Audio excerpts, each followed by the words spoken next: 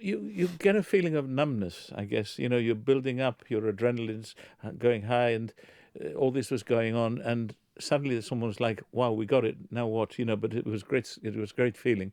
But I do remember that, um, although the document that the certificate that gives us the status is dated 17th of July, which is today. That was a Sunday, and the actual vote happened on the Friday, the 15th, and this was in Istanbul. And what happened immediately after the vote was there was a coup d'état in Istanbul, which was then sorted out. So I think there was a bit of that uncertainty, but the actual vote took place on the 15th, and that was the nervous bit. And then once that happened, it was that feeling of relief and almost not believing it. How huge has this recognition been for the site and for Gibraltar as a whole? I mean, I think it's been massively important. It's shown that the work we've been carrying out now for 37 field seasons, to me, it's almost my entire life. It's given it that, affirmation that it's a really big deal. It's one of only two UNESCO World Heritage Sites to do in Neanderthals anywhere in the world. So yeah, I mean, it's unbelievable. It's been 10 years. I was commenting before. To me, it's more like if it was only 3 years ago or something. But yeah, How does the work compare? Because obviously the work on the complex started back in the 80s, and I believe.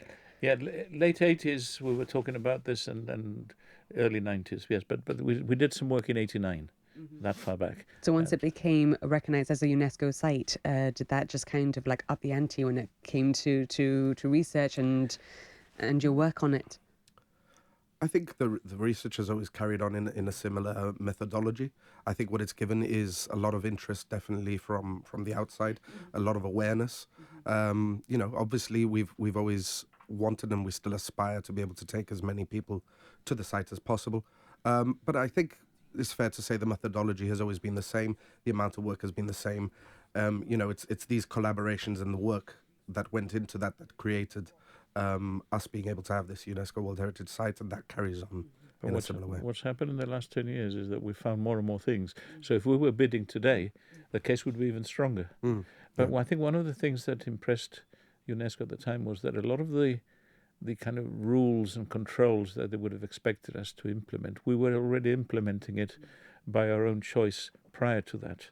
We're not going to empty the cave, we're not going to dig it and leave nothing for the future, that kind of argument.